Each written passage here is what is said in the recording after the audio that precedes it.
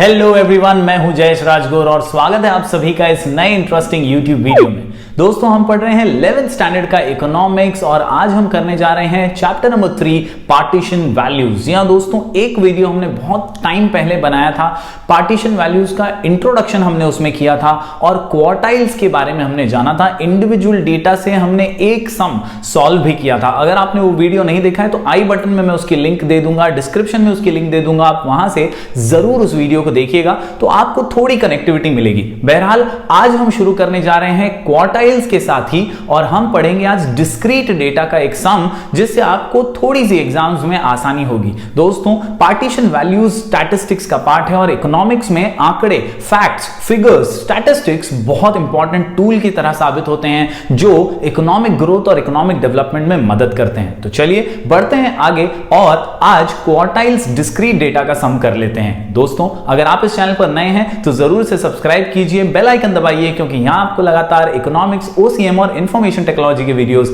मिलते रहेंगे।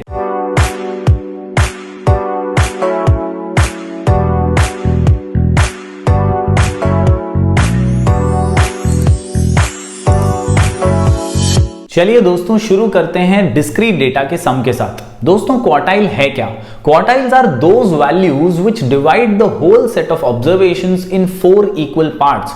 4 इक्वल हिस्सों में जो वैल्यूज आपके पूरे सेट ऑफ ऑब्जर्वेशंस को डिवाइड करते हैं उन्हें हम क्वार्टाइल कहते हैं। दोस्तों, जब हम असेंडिंग और डिसेंडिंग ऑर्डर में ऑब्जर्वेशंस को अरेंज करते हैं और जब डेटा इक्वली 4 हिस्सों में डिवाइड हो जाता है तो हम Q1, Q2 और Q3 नाम से, यानी क्वार्टाइल 1, क्वार्टाइल 2 और क्वार्टाइल 3 के नाम से क्वार्टाइल्स को जानते हैं। जी हां दोस्तों, quartiles basically are the values which divide the whole set of observation in 4 equal parts. दोस्तों, अब फॉर्मूला को एक बार देख लीजिए। बहुत ही सिंपल सा फॉर्मूला है। Q1 यानी क्वार्टाइल 1, ऐसे 3 क्वार्टाइल्स हैं, क्वार्टाइल 1, 2 और 3। Quartile 1 is nothing but size of n+1 upon 4th observation, size of n+1 upon 4th observation, size of n+1 upon 4th observation। n क्या है? तो n is nothing but number of observations यानी number of items which are available in our question। तो n+1 upon 4th observation के साथ, इस formula के साथ आप आसानी से डिस्क्रीट डेटा का सम भी सॉल्व कर पाएंगे।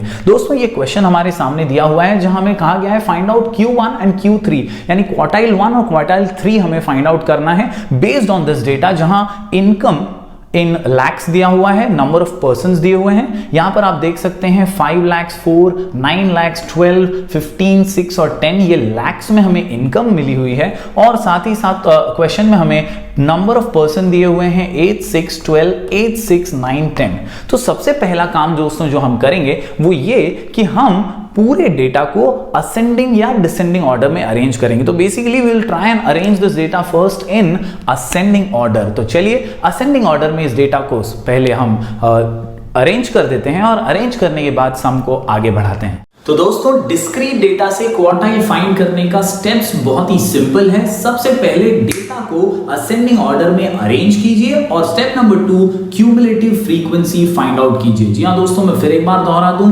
पहले डेटा को अरेंज कीजिए असेंडिंग ऑर्डर में और उसके बाद क्यूमुलेटिव फ्रीक्वेंसी का कॉलम बनाकर क्यूमुलेटिव फ्रीक्वेंसी फाइंड आउट कीजिए। जी हां दोस्तों, यहां पर आप देख सकते हैं दोनों कॉलम्स को मैंने असेंडिंग ऑर्डर्स में यहां पर अरेंज कर दिया है, इस कॉलम को, इनकम वाले कॉलम को, और उसके सामने मैंने रिस्पेक्टिव नंबर ऑफ पर्संस लिख दिए हैं। अब हम क्यूमुलेटिव फ्रीक्वेंसी फाइंड आउट करेंगे। बहुत ही सिंपल सा कैलकुलेशन है दोस्तों। सबसे पहले हम 6 ही लिखेंगे, उसके बाद सिर्फ ऐड अप करते जाएंगे। 6 6 12 13 14, तो यहां पर आ गया 14, 14 + 6 इज 20 और यहां पर आ गया 23, 23 और 10 होते हैं 33 + 2 35।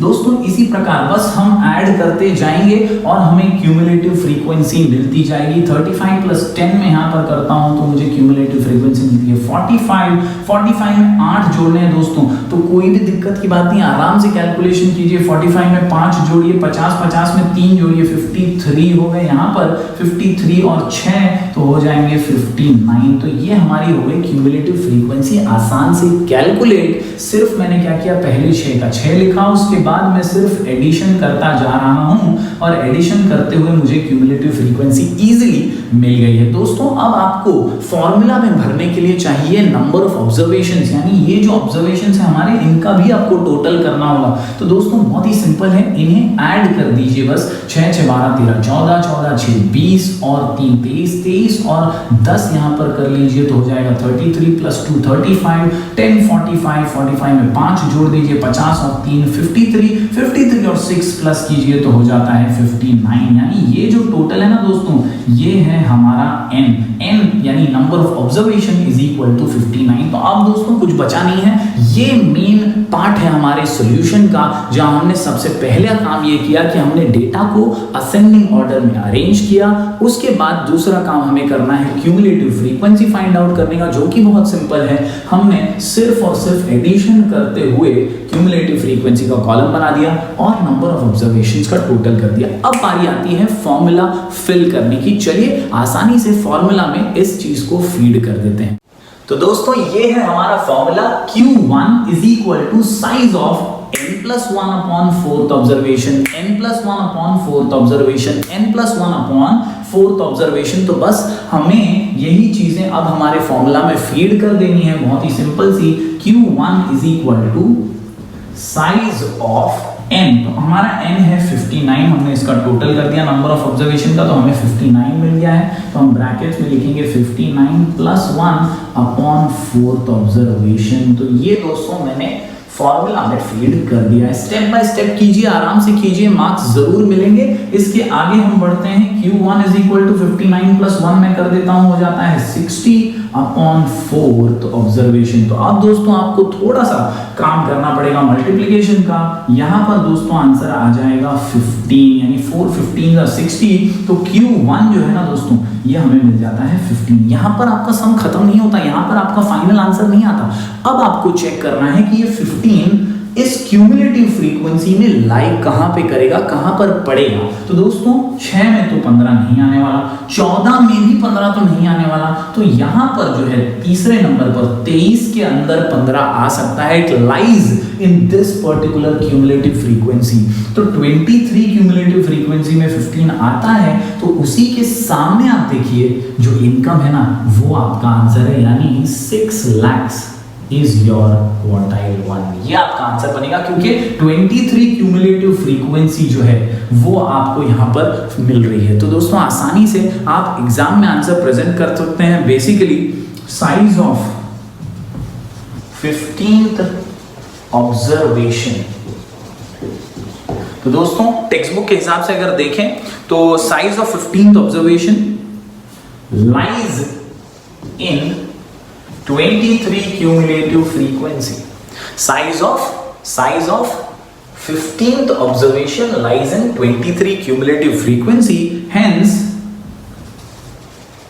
quartile 1 is equal to हमारा 6 lakhs।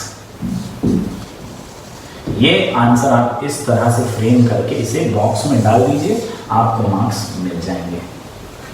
आसान सा हमारे फॉर्मूला के अंदर सिर्फ हमने फीड किया और कुछ भी नहीं किया। तो दोस्तों उम्मीद करता हूं यहां तक आप चीजें समझ पाए होंगे। हमने फाइंड आउट कर लिया है Q1, अब हमें फाइंड करना है Q3 यानी क्वार्टाइल 3। तो क्वार्टाइल 3 के लिए भी फॉर्मूला तो सेम है, लेकिन थोड़ा सा हमें यहां पर चेंज करना है। Q3 is size of n+1 upon 4th observation. अब ये जो साइज ऑफ है ना, यहां पर हमें कुछ बदलाव करना है। वो क्या है, बहुत ही सिंपल सा है दोस्तों। अब जरा सा आप देख लीजिएगा, Q3 में यहां पर लिखता हूं, यहां मैं साइज ऑफ 3 लिखूंगा, क्योंकि हम 3rd क्वार्टाइल फाइंड कर रहे हैं और कुछ भी बदलाव नहीं है, बाकी फॉर्मूला एकदम सेम है।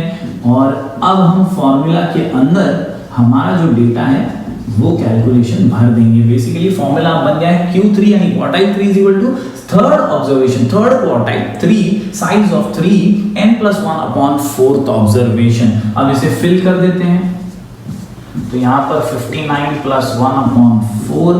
अगर आप आगे बढ़े दोस्तों तो ये तो सेम ही आने वाला है, यानी 60 अपॉन 4 आने वाला है। बाहर 3 है, इसको काट देंगे तो आपको 15 मिलेगा। बेसिकली यहाँ पर आपको 3 × 15 करना है, जो हो जाएगा 45। तो उम्मीद करता हूं ये आप समझ पाए होंगे दोस्तों। यहां पर आपने सिर्फ और सिर्फ ये 3 यहां पर लिखा है। क्यों लिखा है? क्योंकि क्वार्टाइल 3 फाइंड करें, पहले 1 था तो वो मैंने शो नहीं किया, लेकिन यहां पर क्वार्टाइल 3 यानी साइज ऑफ 3 हम फाइंड आउट कर रहे हैं और इसीलिए 3 से हमने आखिरी में 15 को मल्टीप्लाई किया तो हमें आंसर मिला 45। जी हाँ दोस्तों, ये आखिरी आंसर नहीं है। अब हमें क्यूमुलेटिव फ्रीक्वेंसी में देखना होगा कि ये 45 कहां पर पड़ता है। जी हाँ दोस्तों, ये 45 जो है ये आप देखिए यहां पर 6 में तो नहीं पड़ेगा, 14 में भी नहीं, 23 में भी नहीं, 35 में भी नहीं, और यहां पर आपको दिखाई दे रहा है कि ये 45 जो है ये क्यूमुलेटिव फ्रीक्वेंसी 45 में गिरता है और इसीलिए उसके सामने आपको मिल जाएगा क्वार्टाइल 3 दैट इज 10 lakhs। तो इस प्रकार आप यहां पर वंस अगेन आंसर फ्रेम आसानी से कर सकते हैं that size of 45th observation lies in CF45 cumulative frequency 45 में ही 45th ऑब्जर्वेशन लाई करता है and thus hence quartile 3 is equal to 10 lakhs। और इसे आप आसानी से बॉक्स में डाल के अपना आंसर प्रेजेंट कर सकते हैं। तो उम्मीद करता हूं दोस्तों ये क्वार्टाइल 1 और क्वार्टाइल 3 डिस्क्रीट डेटा से कैसे फाइंड करना है आप समझ पाए होंगे। n+1/4th ऑब्जर्वेशन, यह फॉर्मूला बेसिक सा याद रखिए। पहले डेटा को अरेंज कीजिए असेंडिंग ऑर्डर में, क्यूमुलेटिव फ्रीक्वेंसी फाइंड आउट कीजिए, टोटल कर लेने के बाद आपको सिर्फ फॉर्मूला में फीड करना है और आसानी से आप इस कैलकुलेशंस को सक्सेसफुली पार कर लेंगे। दोस्तों हम मिलेंगे फिर एक बार और अब लगातार 11th स्टैंडर्ड के वीडियोस हम डालने वाले हैं, तो बने रहिए हमारे चैनल पर। Do like, share and subscribe.